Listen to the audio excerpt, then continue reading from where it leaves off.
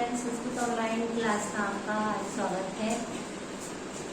संस्कृत के अंतर्गत मैंने आपको धातु रूपों का ज्ञान कराया, उनके द्वारा छोटे सेंटेंस बनवाए गए थे, तो आपने सीखे होंगे और अभ्यास भी उनका किया होगा।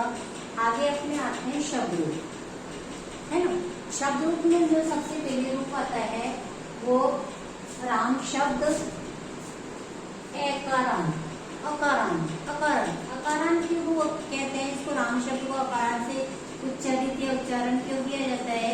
क्योंकि राम शब्द में देखो, राम शब्द है, इसमें जो अंतिम वर्ण है म है, मैं, और मैं के अंदर बना है अपना आधा मैं प्लस अ, लास्ट में क्या है इसके अंदर अ, तो अ अंत में होने के कारण राम शब्द का अंतिम अ होने के कारण इसको अकारांत कहा गया है। और ये राम शब्द पुल्लिंग शब्द है, इसलिए इसको अकारांत पुल्लिंग कहा गया है। ठीक है ना। अकारांत पुल्लिंग क्यों कहा जाता है? कई बच्चे नहीं जानते भाई अकारांत पुल्लिंग होता क्या है। तो अकारांत है राम का जो लास्ट का म वर्ण है, म में अ स्वर मिला हुआ है, कौन सा स्वर मिला हुआ है? अ, और अ अंतिम होने के कारण इसको कहते हैं अकारांत पुल्लिंग शब्द है, इसलिए इसको पुल्लिंग कहा जाता है। ठीक है ना, इतना समझ में आ गया। अब ये भी देखो, राम शब्द में जिस तरह से म लास्ट में ए आ रहा है, उसके अकॉर्डिंग जितने भी पुल्लिंग वर्ड्स हैं आपके, जैसे छात्र है, बालक है ना, अध्यापक है, शिक्षक है, नेम में आते हैं जितने भी बच्चों के नाम, सुधीर, मोहम्मद, सोहन, राम, श्याम आदि, सब में क्या आ रहा है लास्ट के अंदर अ आ रहा है, समझ में। जैसे बालक, बालक शब्द में क्या आ रहा है? बालक लास्ट का क कैसे से बना है? क प्लस अ से, इसलिए ये भी अकारांत पुल्लिंग हुआ। तो आपने अगर राम का रूप याद कर लिया तो आपको जितने भी अकारांत पुल्लिंग वर्ड है वो सारे स्वतः ही याद हो जाएंगे, या उसके अकॉर्डिंग हम सारे रूप बनाना सीख जाएंगे। ठीक है ना। तो आपको इसमें पहला अकारांत पुल्लिंग राम आपको याद करना ही है, चाहे आपको याद हो या ना हो, फिर भी आपको हर कार्य में याद करना है। ठीक है ना। इसी से हम आगे बढ़ेंगे। तो राम शब्द में वचन वही होते हैं तीन, एक वचन, द्विवचन, बहुवचन। इसमें विभक्तियां होती हैं 8, प्रथमा, द्वितीया, तृतीया, इसी नाम से जानते हैं, ये नहीं पहली, दूसरी, तीसरी, इसके अकॉर्डिंग नहीं। संस्कृत में इनका उच्चारण होता है प्रथमा, द्वितीया, तृतीया, चतुर्थी, पंचमी, षष्ठी, सप्तमी और संबोधन।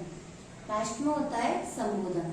क्यों याद रखते हैं? क्योंकि ये संबोधन जो होते हैं ये पूरे प्रथमा द्वितीय होती हैं, ये अपने कारक चिन्हों के आधार पर इनका प्रयोग किया जाता है। जैसे अपने कारक चिन्ह होते हैं ना, कर्ता ने कर्म को करण से, संप्रदान के लिए, अपादान से अलग, संबंध काके की, रारेरी आदि, अधिकरण में पर, असंबोधन के आरोप। तो इसमें भी 8 लाइन है और इसमें भी 8 चिन्ह है। तो ये जो 8 चिन्ह थे इनके अकॉर्डिंग ही इनमें लगते हैं। ठीक है। जैसे प्रथमा कर्ता ने, तो ये जो राम शब्द है इसका अर्थ होगा राम ने, पहली लाइन है ना प्रथमा, और ये भी प्रथमा की लाइन है। तो प्रथमा का कर्ता का चिन्ह क्या है? ने, और ये भी कर्ता, ये जो लाइन होती है कर्ता कारक की होती है, काम करने वाला व्यक्ति है इसमें, तो कर्ता कारक की होती है, तो इसमें जो चिन्ह लगता है तो इसका होता है राम ने। अगर बालक का होगा, बालक है, बालको बालका, तो बालक ने। छात्र होगा तो छात्र, छात्रो, छात्रा, छात्र ने, 2 छात्रों ने, बहुत सारे छात्रों ने, इस तरह इसमें ने का प्रयोग होगा। ठीक है। अब सेकेंड लाइन है आपकी कर्म, और कर्म का चिन्ह होता है को। क्या होता है? को। अब अपनी द्वितीय लाइन है इसमें, अब रामम है तो इसका अर्थ होगा राम को। क्या होगा? राम को। अगर यहाँ बालक, अगर बालक के रूप चलाएंगे, छात्र के चलाएंगे, तो देखो छात्र, छात्रो, छात्रा, छात्रम, छात्रम मीन्स छात्र को, बालकम मीन्स बालक को, है ना, मोहनम मीन्स मोहन को, छात्रों 2 छात्रों को, छात्रान, छात्रान बहुत बहुत से छात्रों को, तीनों में लगेगा को, लेकिन एक वचन, द्विवचन, बहुवचन के अकॉर्डिंग हम उस चिन्ह का प्रयोग करेंगे, ठीक है ना। ऐसे इसमें तृतीय विभक्ति का जो चिन्ह है इसमें से या के द्वारा। अब आपका है रामेण, रामेण का अर्थ है राम से या राम के द्वारा। क्या होगा? राम के द्वारा। मैंने राम से कहा, आम रामेण अकथ्यत। रामेण राम से कहा या राम के द्वारा कहा गया। रामेण रामेण कथ्येत, राम के द्वारा कहा गया, कथ्यत। इस तरह से इसका प्रयोग होगा। तो रामेण का अर्थ क्या होगा? राम से या राम के द्वारा। चतुर्थी में संप्रदान के लिए, अब ये संप्रदान के लिए चतुर्थी आती है। चतुर्थी में रामाय, राम के लिए। इस तरह से पंचमी में राम से अलग, अलग होने के योग में, जैसे पेड़ से पत्ता गिरा, वृक्षात् पत्रम पतति।